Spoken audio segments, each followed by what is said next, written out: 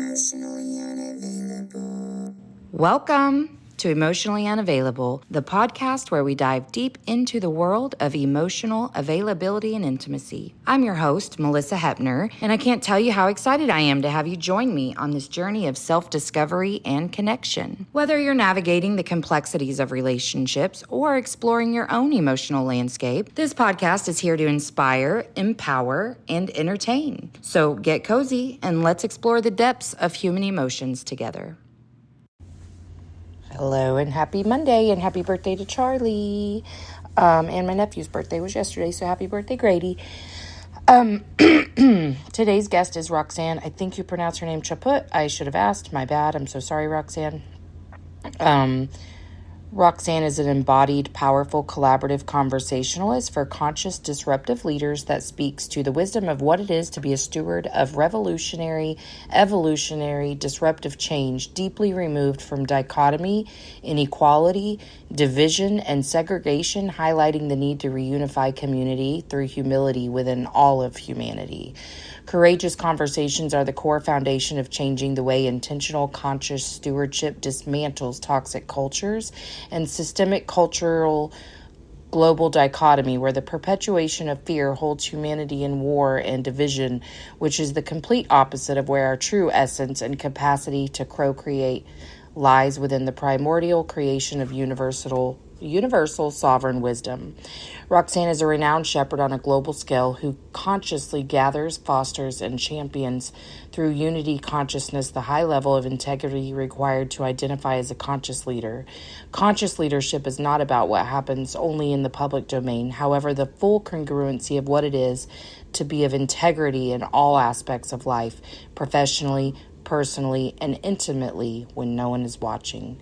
Over the last decade, Roxanne has extensively worked with high-level global decision-makers from for-profit and non-profit global organizations seeking to change the narrative and how they hold a purposeful presence and consciously service the communities they locally and globally hold a presence in, reimagining the rebuilding of an ethical, unified, sustainable support and solutions to ensure that as the continuous shifts of the old ways of the world continue to dismantle through the regenesis of dichotomy and where lies the suppression of humanity versus the liberation of humanity.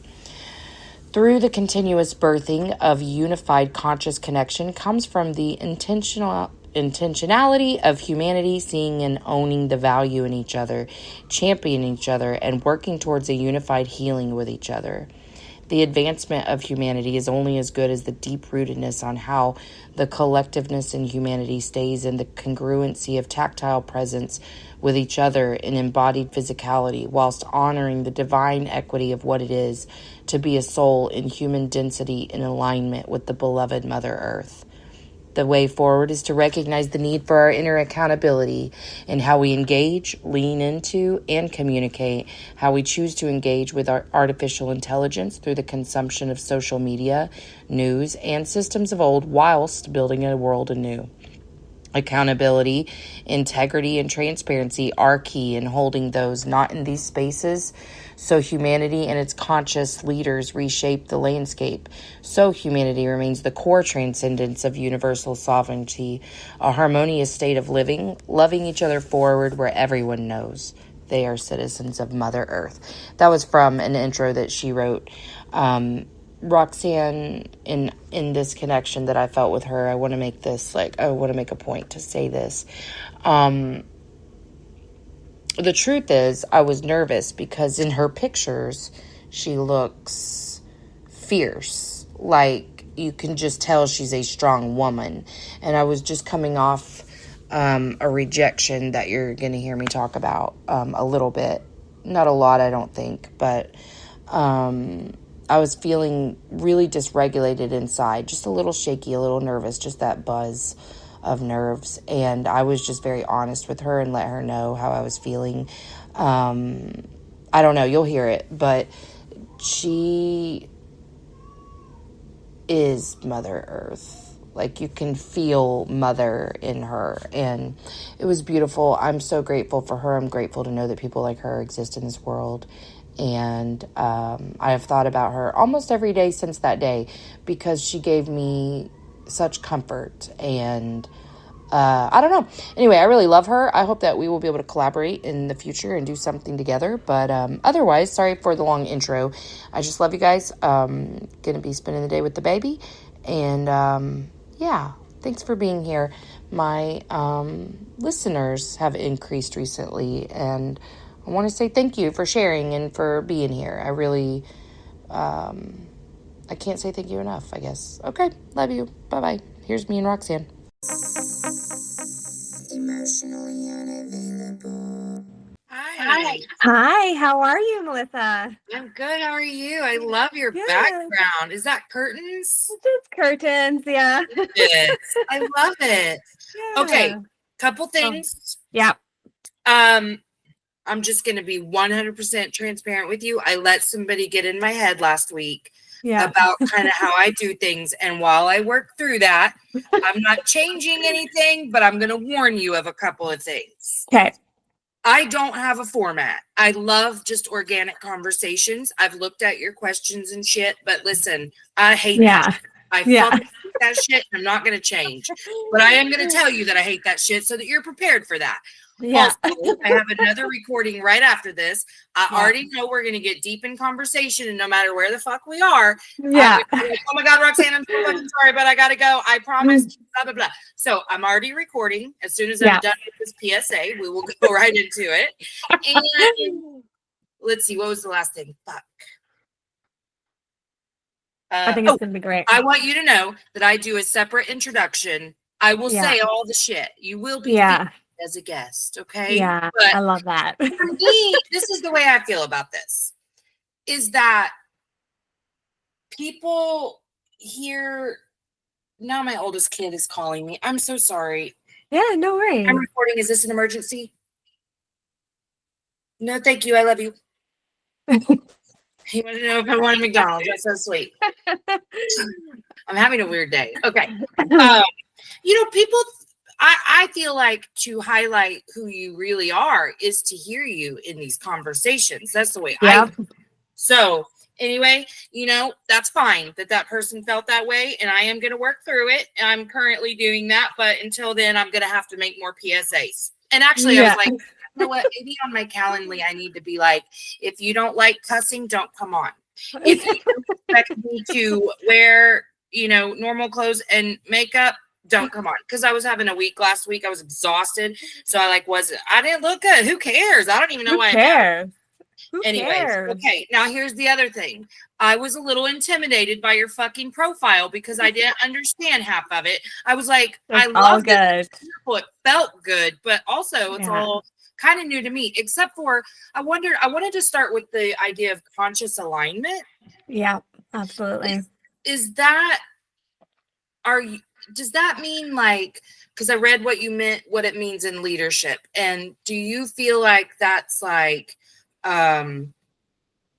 you are who you are in all of, your mission is the same no matter what you're doing in any given moment, basically, and that you are combined in mind, body, spirit, and whatever the task before you is that exactly. Yeah, exactly. I super resonated with that, because that's been the journey that I have really been on over the last year and I mean, especially even just the last 4 to 6 months learning. I love those moments where you uncover just a little bit more of a perfectionist standard, or a place you were hiding, or fear of being seen, or how you're received, all those things. I'm working so hard on just releasing all of that, but that's why I'm so committed to when I meet clients for the first time, I'm like, listen, if I'm not for you, that is not going to hurt me, and I will even help you find someone else. But if I am, here's what you have to know that you're going to get. All my magic lies in some of this shit that people may deem as unworthy. I am going to cuss. I am going to not ask you normal therapeutic questions. I'm going to waterboard you with information. I do. I just drown them with it. I'm like, no, you take it in the water. And I vape on here in session, whatever. I don't care, because if that's the stuff we're focused on, then we're not in alignment. And you're right, I'm not for you, and that's fine. Is it going to make me get in my head a little bit because I was rejected? Yes, it is. It's going to a little bit, but I'm working on that. And I want to be even open about that shit. I am confident. I am bold, brave, courageous, all the things. And also I'm a human, and I, am gonna take things personally sometimes, or question my methods, or whatever. Not my worth anymore at all. But don't you think that that's like the beauty in alignment, is that you really can say, like, I really just am not meant for this then? Absolutely. And I think there's this beautiful piece, Melissa, is that you don't have to have all your shit together in order to be in alignment or just to be in the full embodiment of you. And I think there's just so much judgment and perspective and perceptions that are out there that really impact how we feel innately about ourselves in terms of our self-worth and how we place value. Understanding that that is an ideology that has been created and indoctrinated for us to measure what is good and what is bad, when in reality it just is. So when you're able to demonstrate your purest self and your most authentic and your most genuine self, there's this level of disposition within you that you're saying, I understand that there's other perceptions and I understand that there's other perspectives, but if I'm going to be real to me, then I need to be real to me and all of me. And this is how I present myself. This is my comfortability. This is who I am. It doesn't mean that sometimes when we're mirrored something, it's indicating to us that there's a blind spot. Maybe there's something that, why is this resonating with me in a certain way? Why is this impacting me in a certain way? Why is this affecting me in a certain way? And then we dig a little deeper. What is this actually tied to? Is it tied to self-worth? Is it tied to value? Is it tied to moral principle of, being lovable and to be likable and all of these elements? What is actually my truth in that dichotomy of knowledge and exchange? Gosh, yes, I resonate with everything you just said, because, well, that was a big understanding for me, is like, as I uncovered my perfectionist tendencies, I really was so unforgiving of myself for messy, like in a literal sense sometimes, like to be a messy kind of human who just like throws shit places and then gets pissed at other people and calls them messy. Me.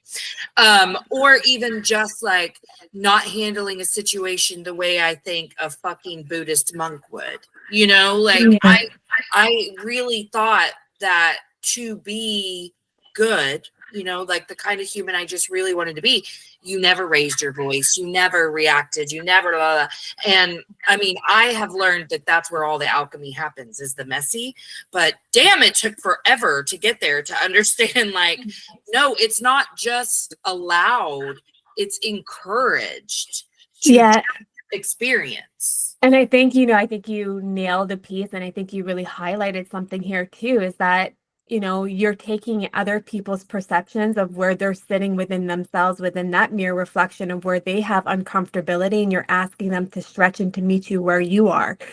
And it's really important that we don't minimize that, and that we don't come back inwardly, and we don't lessen our shine and lessen our brightness because we're trying to appease everybody else, because then again, we're getting into a systemic process that we're really just doing things to please other people, and we're coming into people pleasing instead of being actually in a place of liberation and freedom. And it doesn't mean that we're not accountable and responsible for our output or what we put into the world, but if the context is positive and the context is something beautiful, and even in the messiness and even in the shadow aspects, if it's a room or a moment for growth, it's something that should be honored and treasured. When we don't feel in our highest alignment, when we don't feel like we're elevating to the place that we know that we're capable of our own inner potential, not somebody else's indication of what potential is, we can then come back into that place and like, I don't like the way that made me feel, right? Like my action, my thought process, the emotionality that came with it, I don't like the way that that made me feel. What do I need to pivot? What do I need to shift, if anything? Or what do I need to just sit with? Yes, because I know there's been lots of times like, well, because I mean, I'm a little embarrassed to say this out loud. I don't know if I have yet, but I kind of thought that once you got to a certain level of consciousness, I'm actually increasing in embarrassment. Okay, I kind of thought that once you reach this level of consciousness, that like you You don't get like upset about shit anymore. Like, cause you're just so zen that you're like, I know what this is. You know what I mean? Like when you know those moments where you're tapped into your very highest energy and you're like, yeah, Yeah. and all the yummy. I kind of thought you could just do that as you know, But we came here to be human, and we came here to be in the human expression, and in the human expression, in the earthly disposition of the linear and where we are in terms of, the third dimensional, the physical presence. We also came here to experience emotional density and propensity. And it doesn't mean that spirit doesn't have emotion, but the way that they exude or express emotion is very differently than when we do in physical form. So when we're in this state of expression, we came here to understand this aspect of our multidimensional self so that we could grow and evolve. And that's the beautiful thing. And when we get to a place into our terms of our consciousness, it doesn't mean that we're not going to be any less human in terms of our emotional body and expression, because then that would mean that we can't experience happiness, joy, that we can just experience peace, right? That would be the I stillment. We would always be in inner just stillment. And you can get to that place, obviously, because we have seen it with others that are in more spiritual practices. Like if you don't have anything outside of you or any external events happening around you, we come back into this emotional regulation piece. And that's where you'll see, when we speak about monks or think about, those that go on really spiritual journeys for the entirety of their life, they're not surrounded with the environments that we're stressors surrounded like in ours. either, right? And even if they are, it doesn't mean that they're not going to have emotional dysregulation at some moment. Then what is that? What's activating that? What's triggering that? So when we get into this place of emotional regulation, it just means that outside elements and external things outside of us aren't actually being really the root of what is bringing us emotional dysregulation. How Yeah, can I regulate myself? How do I come back to inner peace? How do I come back to inner happiness and joy, regardless of what's happening around me? But as a mother, right, if something happens to your children, naturally, the natural connection of the human anatomy is to already be in emotional dysregulation for the child. So yeah, it's just a natural part of what we've chosen in this pathway. And it doesn't mean that it's wrong to feel emotion or, to have a moment of frustration or sadness or anger or like depression, even. Like there's so many emotions that we have. We have so much emotional dexterity that we need to be able to express all of our bodies. yeah. Well, and something that you're making me think of, the same concept but two different contexts throughout the conversation, is just the idea that like you got to have a little bit of pressure applied to grow, and that we really do have like the most understanding. I mean, I know for me, I can't like, even when I'm deciding I'm not going to go full into what is coming up for me, and I'm able to stay grounded and curious about what it is, and I'm just going to look at this and try to understand it. And that's the best case scenario for me, is that something comes up and I'm like, interesting that was my thought. I wonder why. And then there's days where like Saturday I was laying in bed and I'm like, man, I am just having one of those days where I just want to quit everything I'm doing. What is wrong? Like, and Yeah. I obviously I didn't like lean into that, but I did choose to sit in it for a little bit. Like I was like, why am I getting an echo?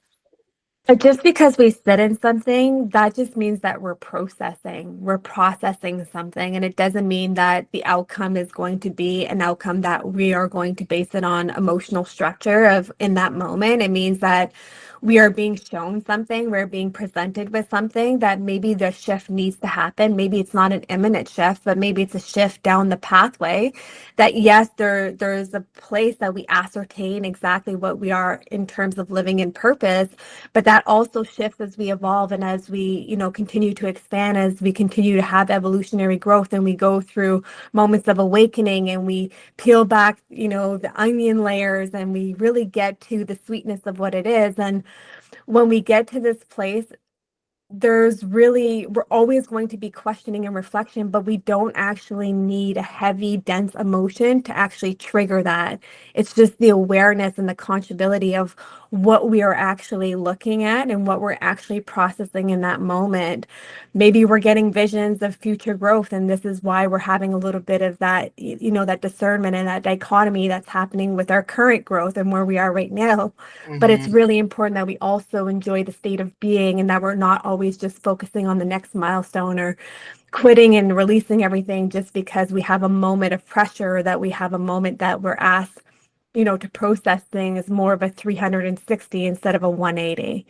So Right. there's this element that when you come into your own self and when as you uncover the layers where you were 5 years ago in terms of your emotional regulation and maturity and intelligence, I'm sure has greatly expanded, has greatly grown from that point.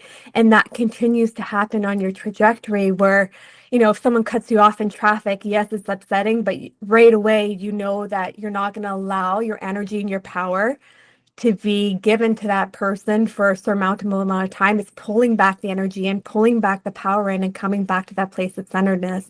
And that's the same thing when we have, massive choices to make throughout our life. We're always going to have different pathways and different journeys and different avenues that we can take in life. We are the power of choice, right? We have free will, we have destiny as well. We have all of these elements every day. We make 1,000 different choices for ourselves every single day of what we're going to eat, how we're going to breathe. All of these elements come into this place of construct of how we self-care, how we engage, how we have conversation, how we communicate with one another. Everything is a choice. Everything is that tactile decision making that we can actually always choose something different for ourselves, or we can choose to explore a path until that path starts merging and forking into another path. Yeah. Well, and I have felt super called to actually, because I just lived my entire life deep in my masculine energy. Yeah. So I still haven't some months ago, it felt like stop even looking for 2 steps from now. Like just listen and feel into the next step and take the next step. And detach from outcomes because you don't know. I'm just assuming I'm either going to learn from something or it is going to turn into something. But I have a question for you. So I kind of, how things just like happen in stages. The stage I'm in right now is I'm kind of coming out of, I'm really frustrated because I keep hearing an echo. Um, will you mute while I talk and see if that helps for a second? Yeah. Okay. Yeah. Okay. So we'll just have to do that when each other's talking, I guess. Jesus Christ. I'm sorry. But I'm coming out of isolation because, for a little bit, I just didn't feel safe around most people because I was really, really tender and raw and just healing so many wounds. And now I'm kind of coming out of my cocoon a little bit. And I'm kind of determining for myself that it was always my responsibility to create the safety anyway. And it's okay to be around people who haven't reached this level of consciousness. Like if their intentions are pure for your relationship, like my friendships that like have kind of gotten some distance in the last year, like I now know how to encounter those experiences where before I was triggered a lot by everybody all the time. And now I just realized, well, I have to create that safety no matter what. And I've been given opportunities to practice that. And I love it because afterwards I'm like, oh my God, like, yeah, that kind of actually pissed me off a little bit, but like we made it through and I don't give a shit now. Whereas before I was ruminating, like not letting shit go ever. And so I'm like, okay, I feel okay about being around people again. Is that a normal transition? Absolutely. And I think, you really touch on something about being in the masculinity. And I think there's a point of differentiation of where it becomes healthy masculinity and unhealthy masculinity of, what we're taught of how we need to show up for ourselves in our masculine presence. Because obviously, every single human being has feminine energy and masculine energy. We're actually androgynous energy. And it's how we tap into both of these energy fields, the yin and the yang, on how we kind of immerse ourselves on a day-to-day basis.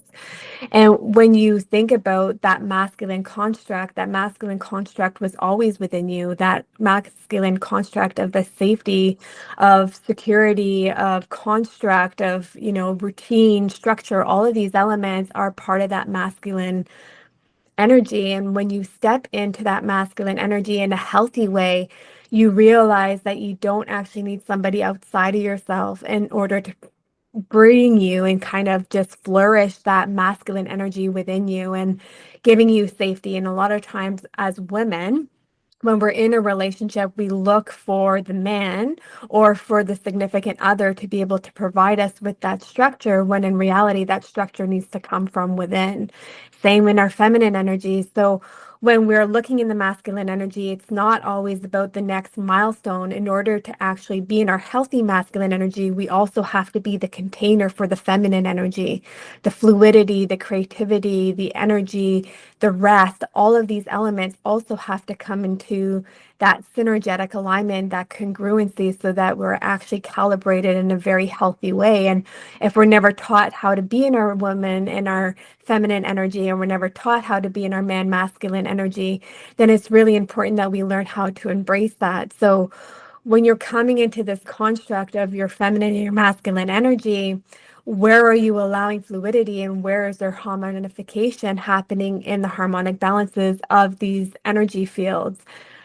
Are we allowing ourselves to be in our feminine, to be vulnerable, to be emotional, to be expressive with responsibility and with awareness and with conscious behavior? And there's all of these elements that come into that. And when we're in relationship dynamics and we have friendships, and as you know, as you continue to evolve and as you continue to have awakenings, if people aren't at the same alignment with you, it's really hard to sustain friendships and relationships and conversations, because the communication pathways no longer align.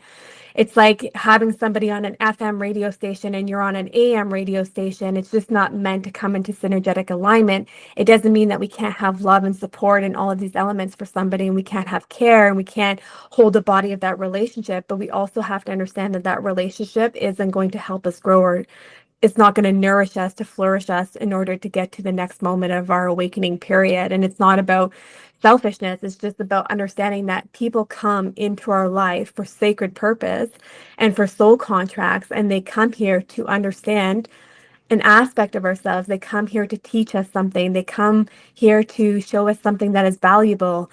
In those friendships that you've had and what you were able to witness, the things that you were, you know, having a hard time letting go of, and that you weren't able to surrender to, and you just kept, remunerating over and over and over in your mind. When we hold on to that, where is actually that seed of pattern of behavior? Where did that come from? Was it from a mother figure? Was it from a grandmother figure? Was it generational?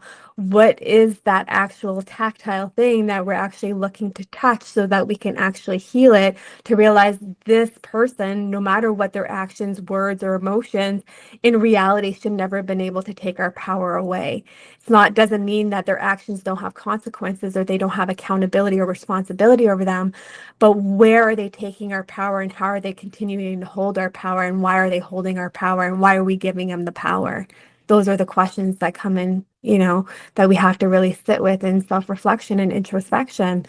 So when you have these relationships, and if they are not serving your highest alignment, it's not about, again, being selfish. It's about being honest and real.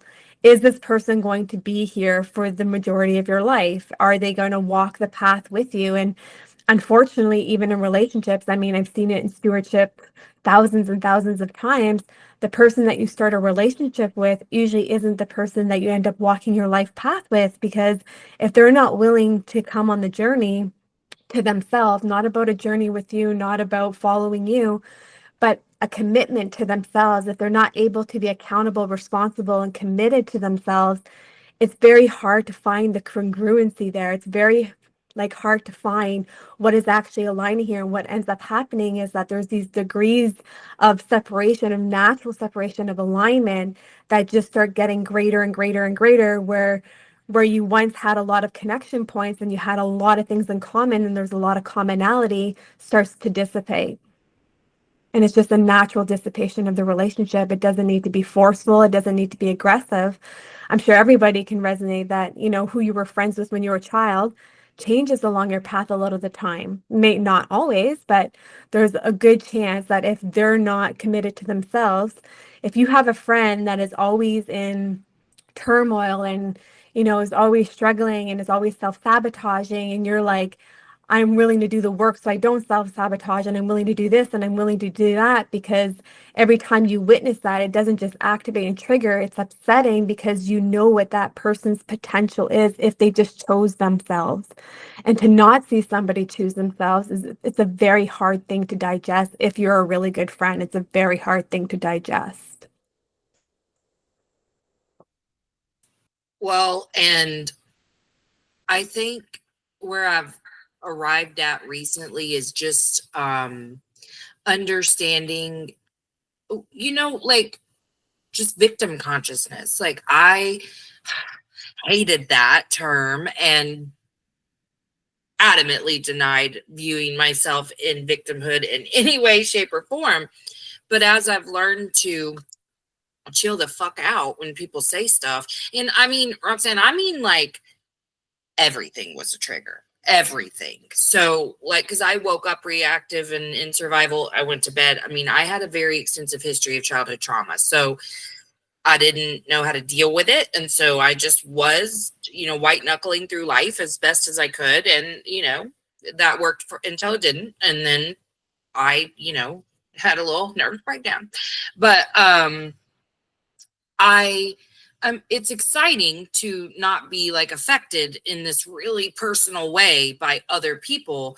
But it does suck a little bit sometimes, like when I look at certain friendships and I'm like, we just, like, now you're triggered by me, like fucking nonstop, because I do say how I feel more often, and I do kind of advocate for myself. And something that I will find so simple, just like a small touch point of, oh yeah, I don't really like that, or whatever, now becomes this huge deal because we were in connection because we were both fucking people pleasers. So like, you hate that I have said I don't like that because it triggers you and brings up your shame and da da da, da. And just understanding how damn avoidant all of us really are until you make a commitment, the awareness piece, and then a commitment to the opposite. Like, okay, no matter what, I'm going to work really hard. I'm not saying I'm great at, like, I can name it. I can process it.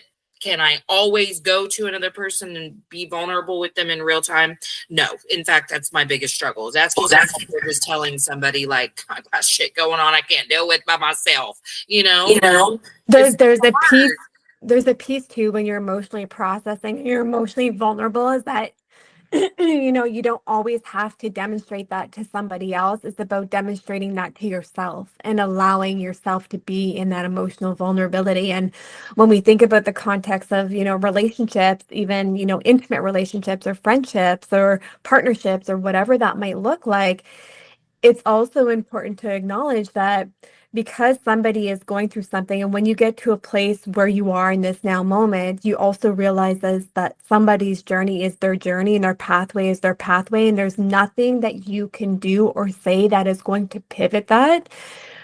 You can't drag them to go through their own self-development, their own personal development. You have to allow that state of being and experience for them to be able to shift their own narrative should they choose that pathway. And that's a place of, again, coming back to trust and surrender, is that if that person really wants to be in that state of change and transformation, they will choose that. They will say yes to that. And again, it's coming back to choosing themselves. And if they're being activated and triggered by being in a relationship dynamic with you and a friendship dynamic with you, that is not your responsibility to hold, and that's not your ownership to own. And it's really important that we don't start owning other people's things that they are not willing to meet within themselves. And that's a huge point of differentiation in terms of friendship. We're not meant to own our friends' unmet wounds or unmet traumas or unmet anything. We can be there as an emotional support and we can support them through their pathways, but we're not there to own that. And same thing when you were undergoing your own triggering and your own activations. It wasn't for anybody else to own around you. It was for you to sit with, for you to have reflection of, even though some people might have had some actions that contributed to that, in reality, nobody had the power to shift anything except for you. And when we know that how innately powerful we are in order to shift something, that is when we realize how truly powerful we are at the end of all of every aspect of our energetic being, of our soul presence. And when we get into these partnerships and we have these relationships, and if you're staying in emotional regulation and you're in freedom of speech and that you are at a place of liberation where you can just say how you feel and express, what you need to say in order to have your voice be heard, because clearly there was a pattern of behavior for anyone that has like nice girl syndrome or a people pleaser, that their voice never mattered and their voice didn't hold value.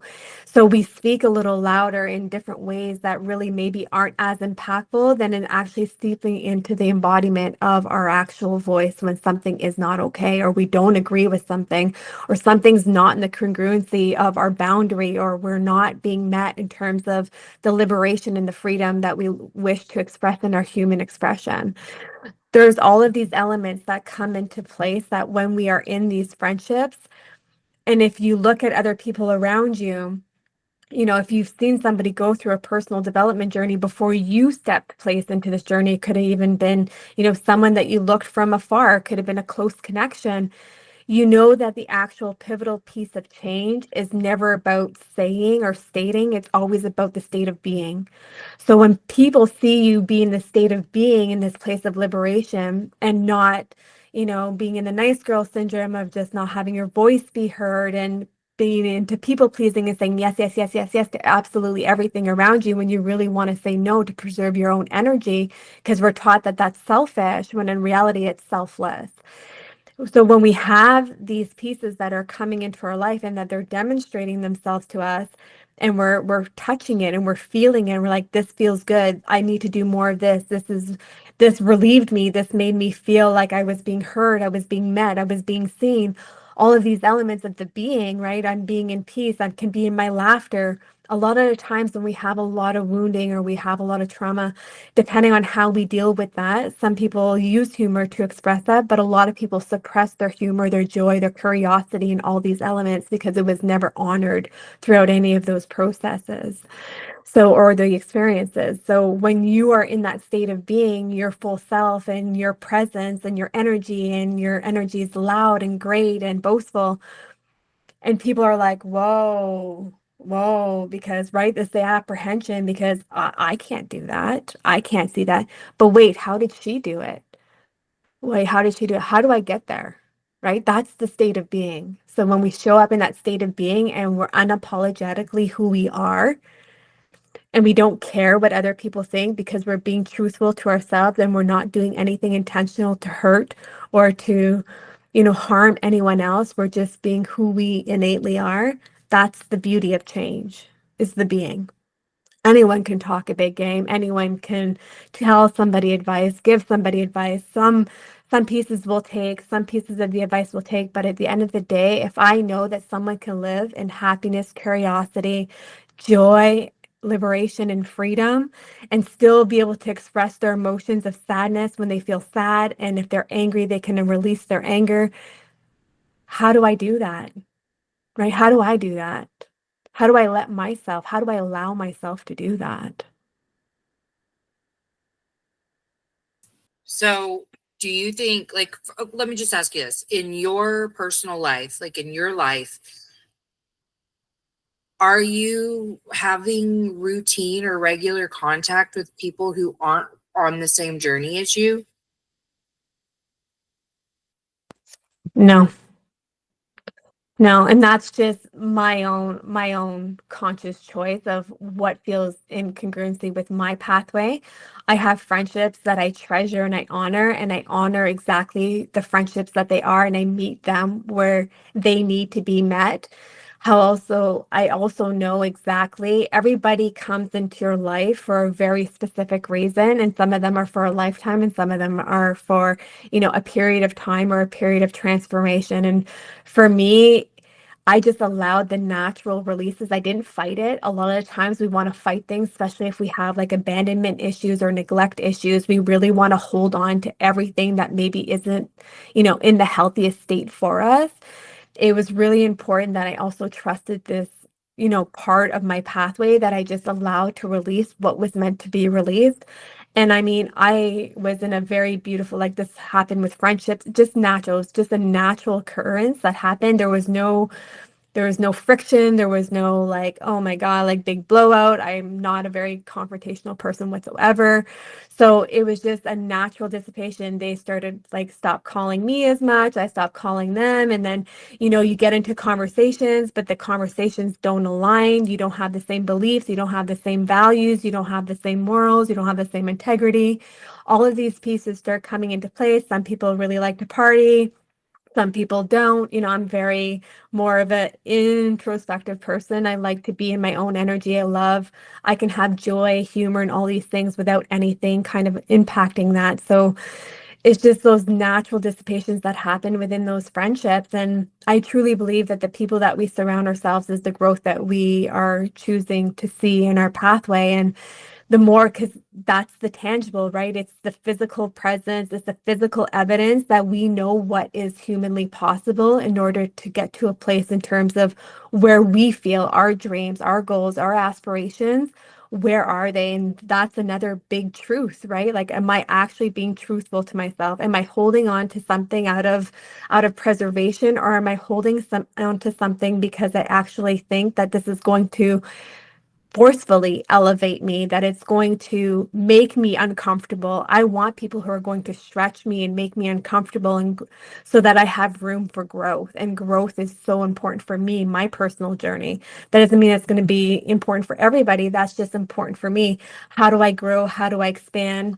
How do I reach more people? How do I connect? How do I make more networks? How do I make more resources?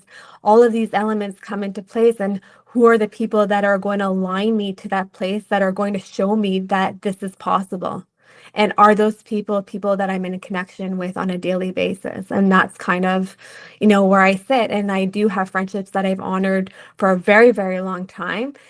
And it doesn't mean that they're going to go on a growth trajectory the same as I do, but what they contribute is that they add value and they don't detract value. And that's another important key aspect of a friendship and a relationship that you have in your life. Is it actually filled with love and good intention? And is it actually there for growth? Or is it actually trying to detract you and detract you from your pathway and detract you from your self-love and all of these aspects? So I always look at everything holistically. And is this actually bringing me into higher alignment with myself, of loving myself and healing myself? Or is this removing me, and is it distracting me, and is it detracting me from that pathway? And I had a very beautiful relationship for a very long time, and I thought he was the love of my life too. And it comes into intimate partnerships too. Is this person willing to be responsible? Are they willing to be accountable for themselves? Are they willing to see themselves in all aspects that I'm willing to see myself? I can't sit here and do all the work and then that person not do any of the work. And then one person's always taking accountability for the relationship and the other person isn't, because they're not even willing to meet themselves. So if they're unwilling to meet themselves, how are they willing to meet me? That's the reality, right? It's the same with love. If I'm choosing not to love myself and to love myself in all ways, then how am I going to love somebody else truly unconditionally when I can't love the reflection that I see in the mirror?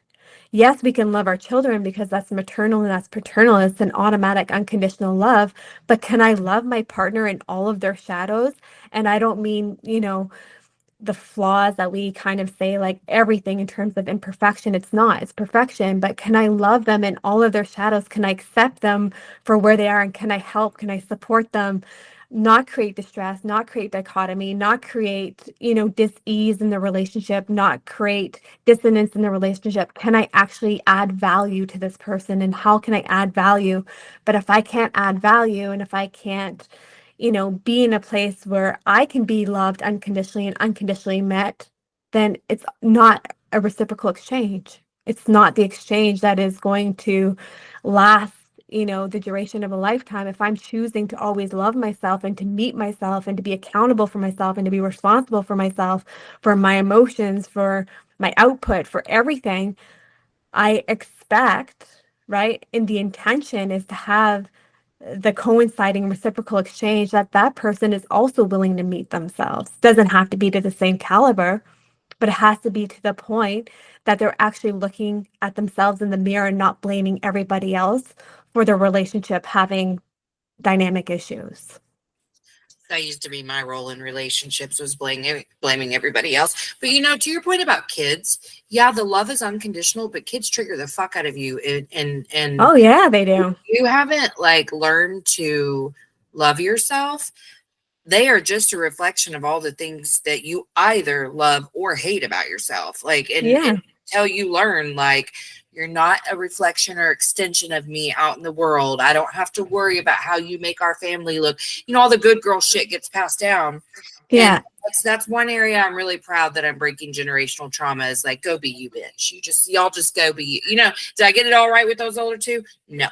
But the baby, we get in that version of me that's go, we don't give a fuck what people think about us in this house. That's at least one thing that I've broken.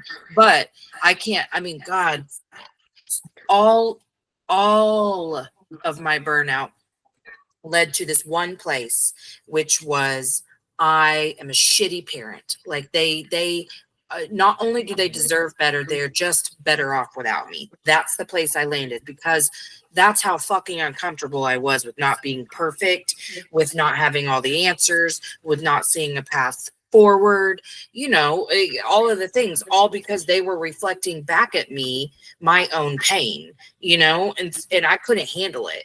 And that's working through that really allowed me to see another way. All of us are being so dismissive of one another's experiences because we're so uncomfortable with the feelings it brings up in us when someone else is sharing their pain.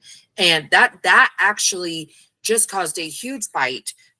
Not on my end. I was upper chill, but between a friend and I, because I was honest and said, oh, some rejection's coming up. That, because I can still struggle with some rejection sensitivity.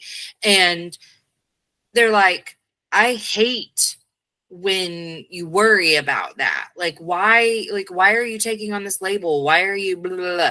And I'm is it also possible that when I say this, you're feeling something that you're uncomfortable with, and so you're shutting me down? Not able to hear that. I'm curious what your opinion about that is. Yeah, absolutely. And I think you brought up such a beautiful point, Melissa, is that there is this element that our children actually have come here in terms of soul contract to present themselves in ways that would actually affect our healing, and to be able to see things from a different perspective because we're actually having it mirrored back to us. And that happens in our relationship dynamics and our friendship dynamics. And I think, that friend also witnessed that. And when we become sensitive or touchy or emotional about something, or we just want to shut something down and come into a place of avoidance, or just a place of, we want to come into a place of divergence where we're just no, I don't want to deal with this right now. There's this element that it obviously has activated and triggered a piece that we all have experienced some point of our life. If we're human, we have experienced rejection to some caliber, either a job opportunity, either a relationship dynamic where maybe a partner has left the relationship dynamic. Even from our children, sometimes we can experience a little bit of rejection within ourselves, right? We reject ourselves a lot of the time. Think about when we just look at the mirror, how many times do we reject aspects of ourselves?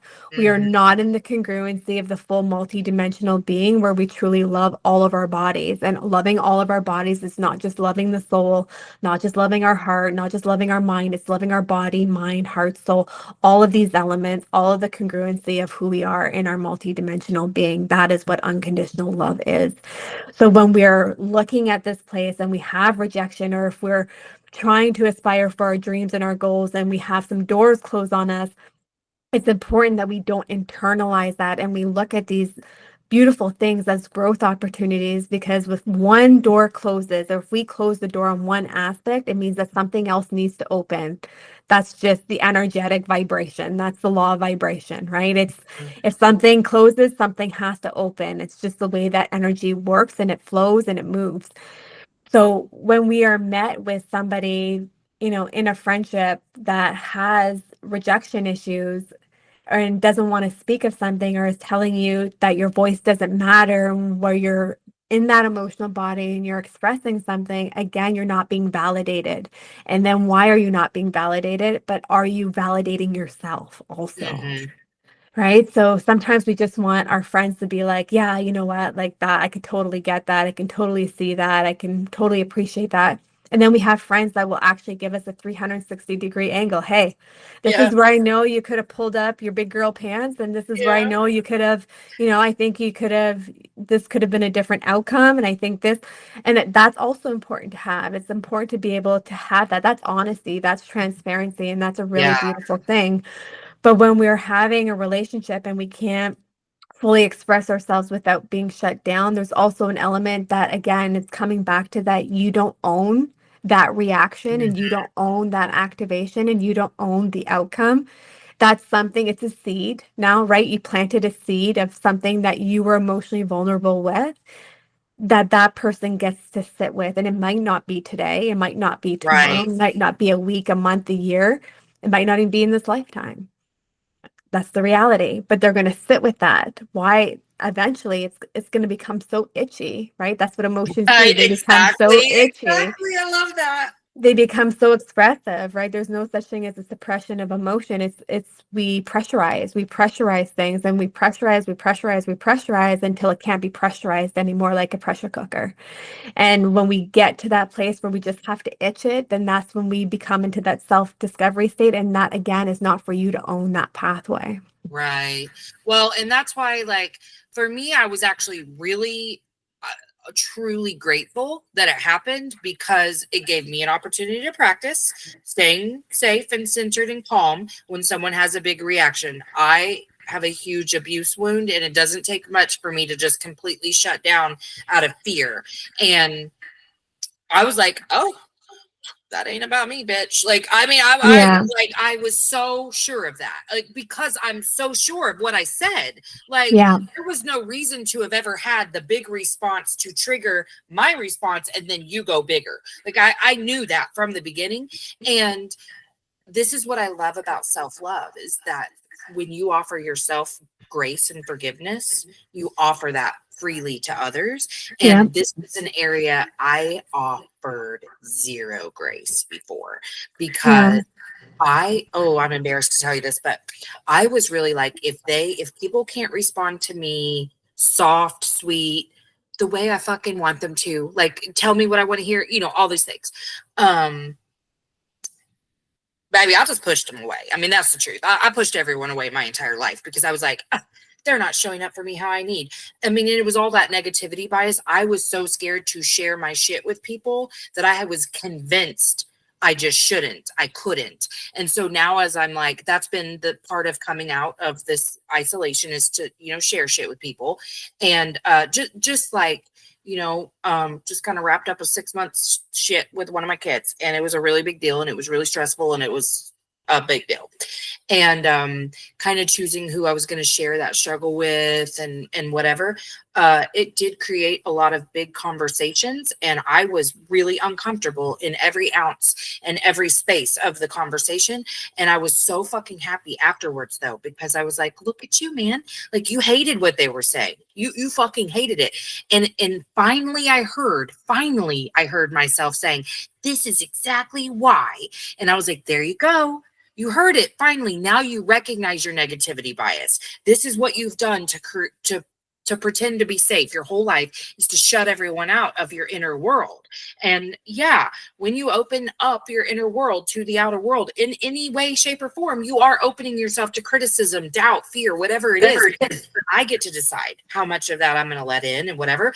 And yes, I was triggered, and then I chilled the fuck out. Like I afterwards, I was like, maybe I didn't even need to share. Maybe it was just the process I was supposed to go through to figure this part out. Because right then and there, I was like, oh, and I can tell I've forgiven myself too, because I'm so okay with this person having reacted completely inappropriately. You know, like I am so okay. Whereas before, I literally would never have spoken to them again.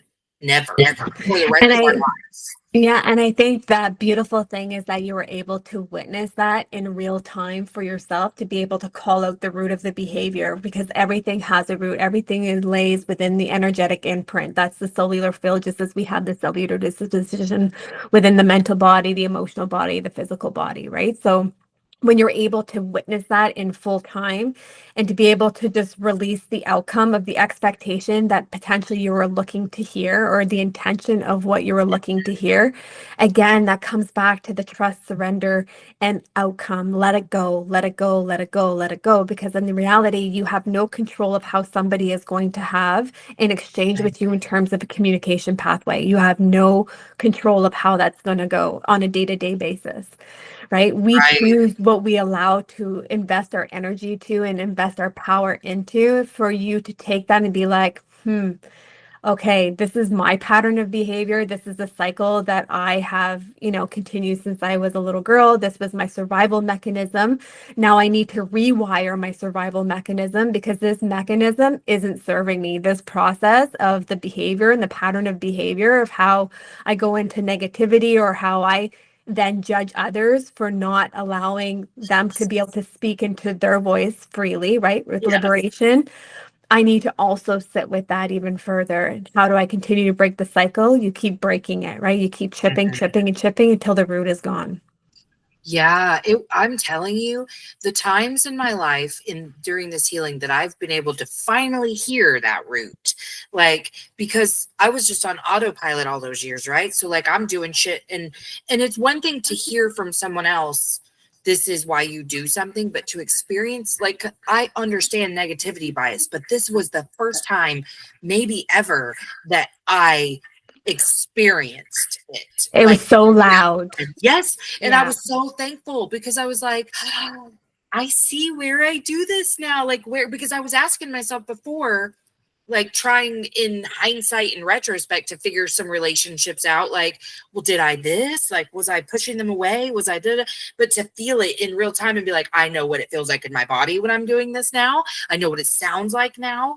And now I know, like, okay, adjust. And I guess I'm going to ask for some assurance here, but I feel pretty good about the ability to just like take what resonates, leave what doesn't. Like when somebody has a reaction of any kind or gives me advice or whatever, I'm like, yeah, I don't really like what they said. I'm gonna sit with it, see if I'm being defensive, see if whatever. I'm learning to be neutral before I decide things. I'm very emotional, and so I learned to come back to kind of baseline and then decide things. But other than that, like I'm still really, I'm really, I feel like that's been the biggest feminine quality to embody for me, is to be able to hear the outside world, but decide which parts I want to make a part of my inner world.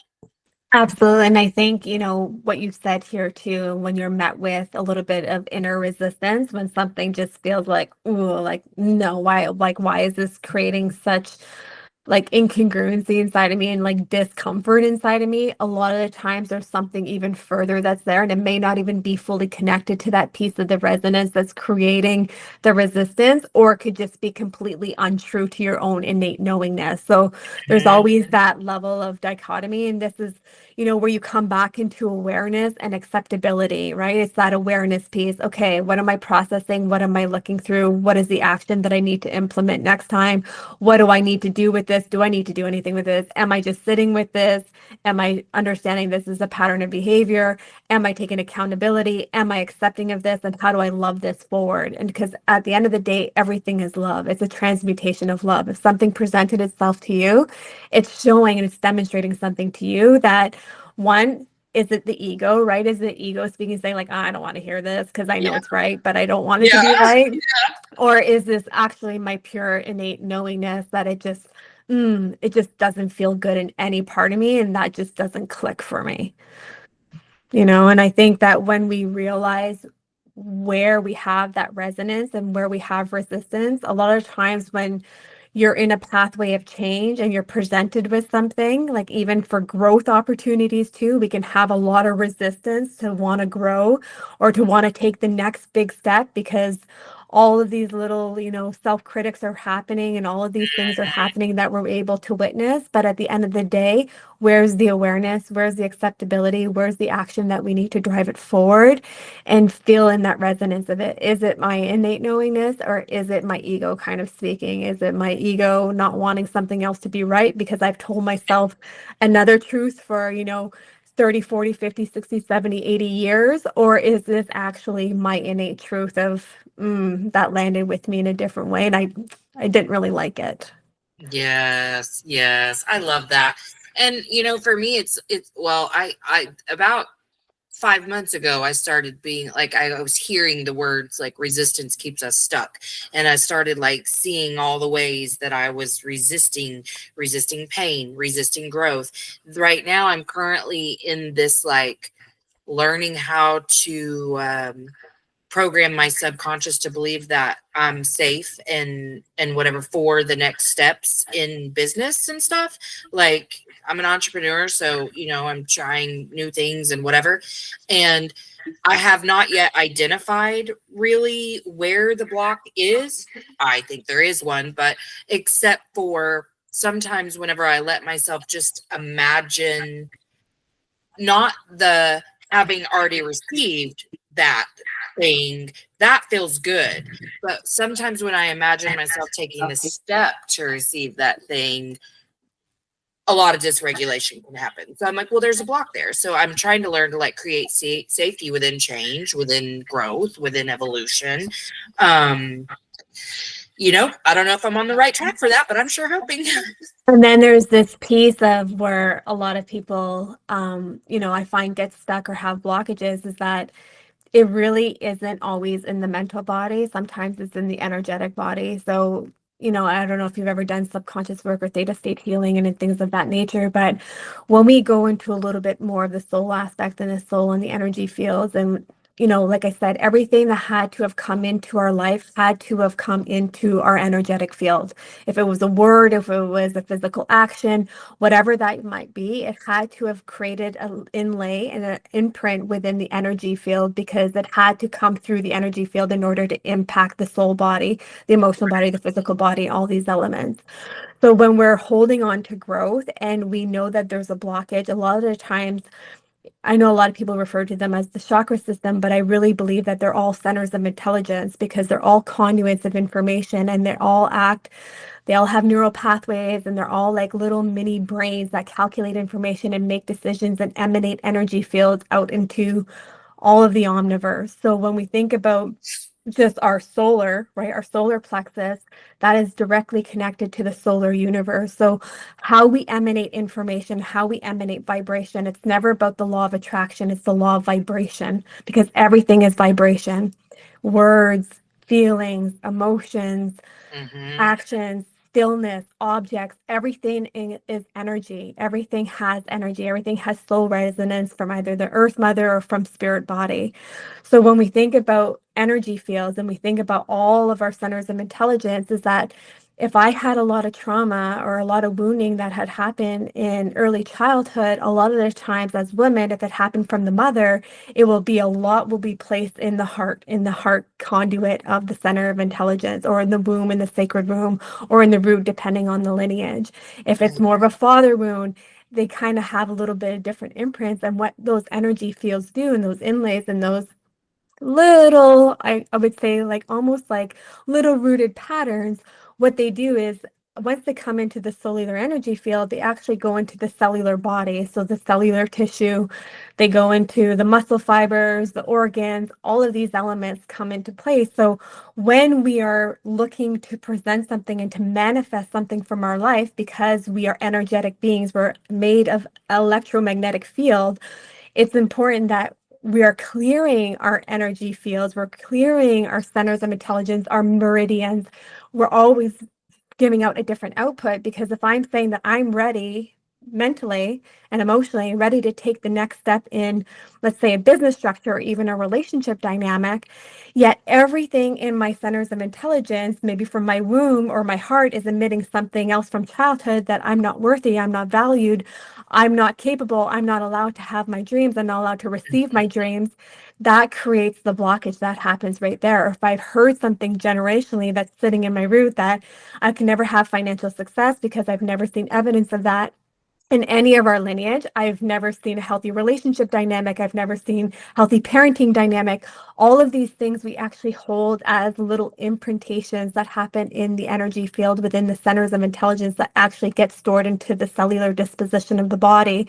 So that's why when we're doing multidimensional healing, we're releasing all of these elements and we're getting to the root of it. So you have awareness that you have a blockage, right? This is how it works. You have awareness that you have a blockage because you're conscious enough in that way to understand your body. When I'm trying to emit something, I'm trying to attract something, I'm trying to manifest something, I feel something blocking me. I feel like something saying, I don't feel at peace with this. I don't feel 100% surrendered to this. I feel like there's still something here that I need to do and I need to pay attention to and I need to understand more and understand more. What is it, right? There's all of these elements that happen. So when you're taking the layer by layer and you're removing the layer by layer, that's when we get to the actual reasoning. Maybe it's something that even happened in womb, right? Yeah. There's all of these All elements of that the above, happen. honey. All of the above. I was Yeah. like, oh, got that. Got that. Yeah. Some energy healing for sure. I think it's just a multi-dimensional healing, right? Somatic movement, releasing your body, moving your body, acknowledging what imagery, what memories are in there, what emotions are in there, what emotions have been pressurized, what have you not released, what have you not let go of, what have you not felt, what have you not allowed yourself to feel.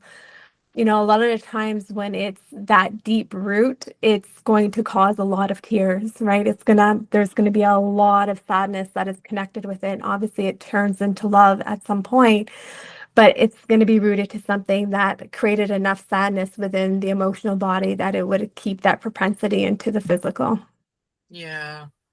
Man, I have loved this conversation. I appreciate you so much. What a great, Yeah. I just thank you so much. I love the work you're doing. Again, I will make sure Thanks, that I Melissa. include all of your your links and everything in my show notes. And I just Yeah. appreciate you. And I love that you are out in the world doing this. Thanks, Melissa. I appreciate you too. All right. Have a good day. Okay. You too. Thank Okay. you. Bye. Bye. Emotionally unavailable. Emotionally unavailable. INDEPE and cut.